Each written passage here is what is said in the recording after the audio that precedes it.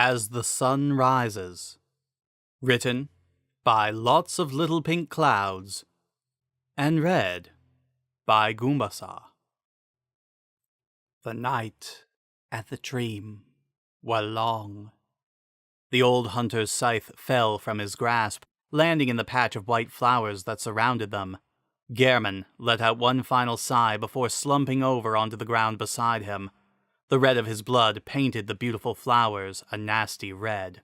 The hunter's breath came in the form of shuddering gasps, hand still clenched around the rod of his spear, the top of which was still stuck with his former mentor's abdomen. His knuckles, white from pressure, slowly loosened from its hold around the weapon before finally letting go.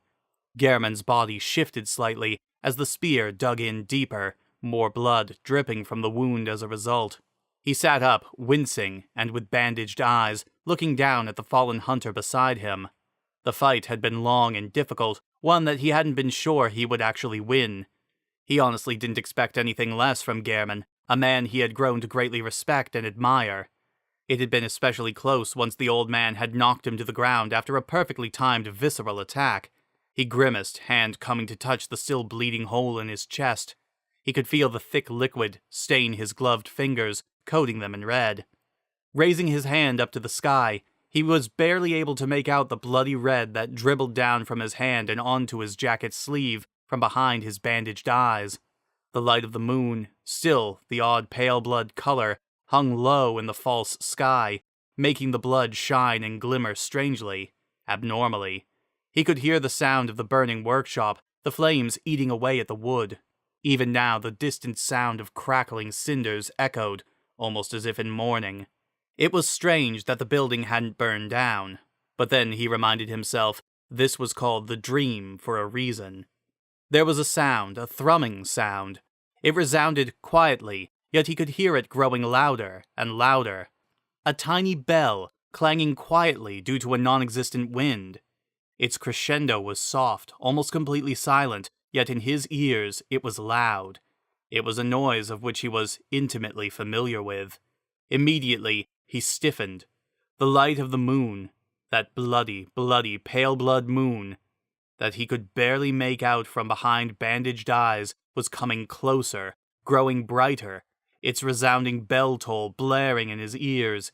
He could make out its coiled tentacles and glowing white eyes. And as the being approached, the moon took its light away, darkening the sky. It was then he realized that the being, the Great One, was the light, the very moon itself. And it was descending, coming towards him. A wave of nostalgia washed over him. The very presence of one of those celestial beings he had learned about was otherworldly, breathtaking, awe-inspiring. However, it was accompanied by fear and suspicion.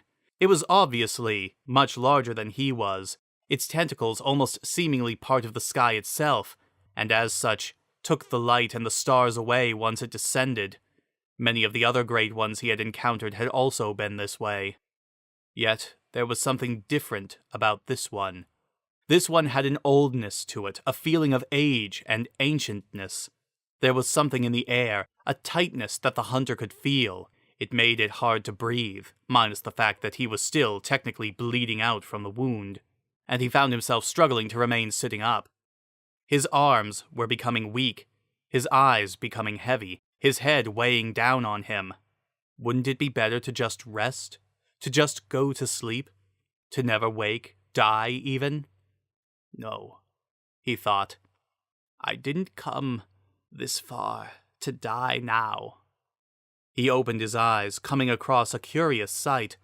The being was above him, sitting back on its hind legs, and just watching him. Its multiple eyes blinked at different times, its head tentacles swirling behind it. In its talons were the bandages that had covered his eyes, the ones he used to block the sights of the beast and creatures that had once been hidden. He hadn't even felt it remove them. He slowly blinked, wondering, what is it doing? The bandages slowly dropped from its hands, the thin bloody sheets fluttering before settling on the flowered ground below it. Its head tilted, regarding him, bloody and broken. He swallowed, his dry throat itching. The anxiety was starting to kick in. What could it possibly want? Why is it just staring at him?